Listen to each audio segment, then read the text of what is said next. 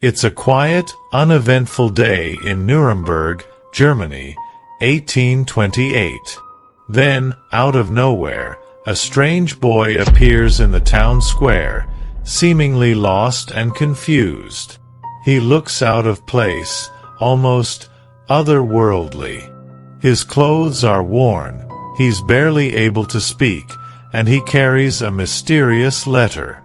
That young boy is Kaspar Hauser, and he's about to become one of the most puzzling and tragic mysteries of the 19th century. On May 26, 1828, the residents of Nuremberg noticed a young man stumbling into their town square.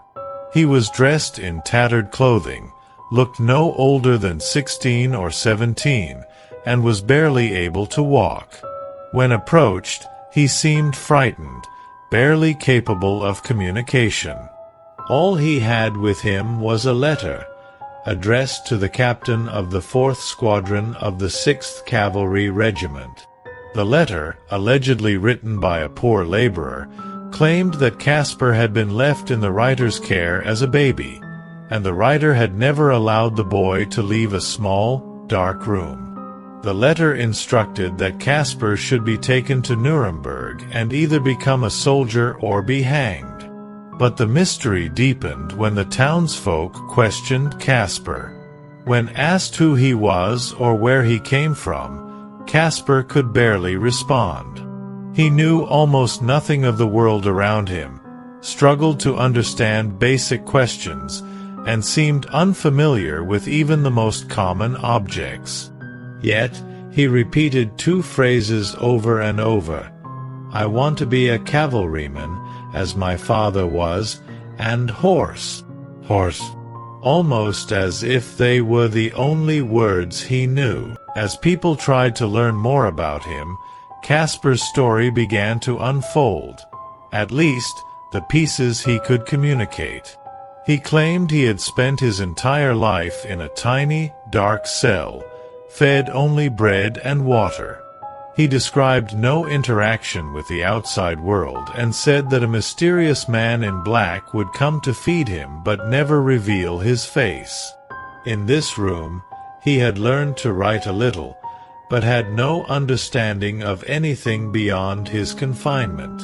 This revelation shocked the people of Nuremberg. How could a young man have survived his entire life in such isolation? And who had kept him captive, and why? Soon, rumors began to swirl, with some speculating he was a noble, hidden away to prevent him from claiming his inheritance.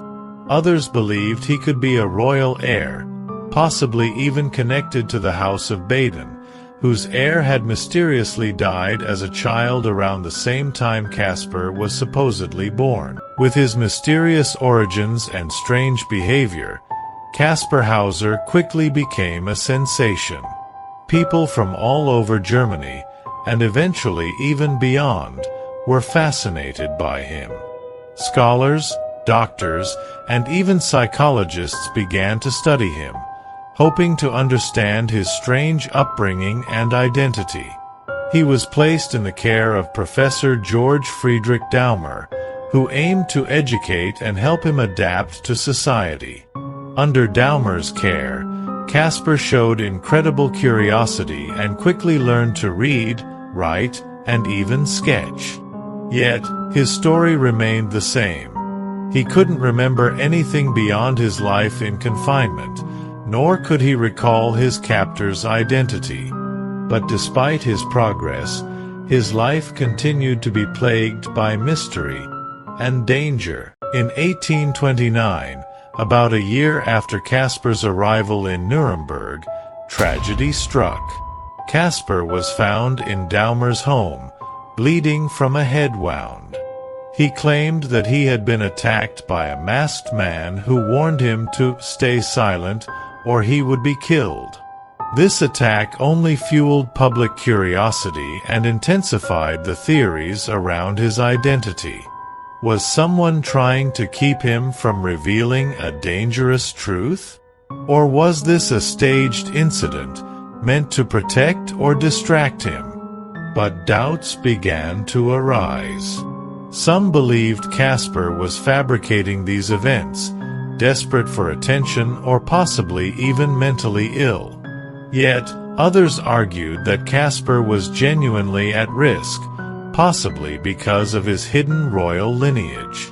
The mystery only deepened as Kaspar's behavior grew increasingly erratic. In December of 1833, tragedy struck again. Kaspar staggered home with a severe stab wound to his chest, claiming he'd been lured to a secluded garden by a stranger.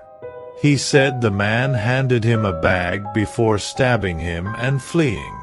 Despite doctors' efforts, Kaspar succumbed to his injuries 3 days later, leaving behind one final mystery. In his final hours, Kaspar clutched a note that supposedly held a clue about his attacker. But the note was cryptic and added nothing substantial to solving the mystery.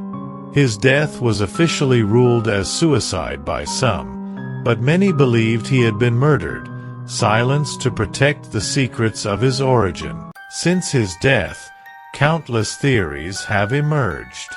Some suggest he was indeed a royal, hidden away due to political conspiracies or family rivalries. Others argue he was simply a disturbed young man with a tragic life, perhaps staging incidents for attention. The mystery of Kaspar Hauser continues to fascinate historians, psychologists, and conspiracy theorists alike. Today, Kaspar Hauser is remembered as the child of Europe, a symbol of innocence, intrigue, and the tragic consequences of a life shrouded in secrecy. His grave bears the inscription, "Here lies Kaspar Hauser, a riddle of his time. His birth unknown, his death mysterious." And perhaps that is how his story was meant to end, a riddle eternally unsolved. If this story left you with more questions than answers, you're not alone. Kaspar Hauser remains one of history's greatest mysteries, and perhaps we'll never know the full truth. Don't forget to like, subscribe, and share your thoughts on this haunting case.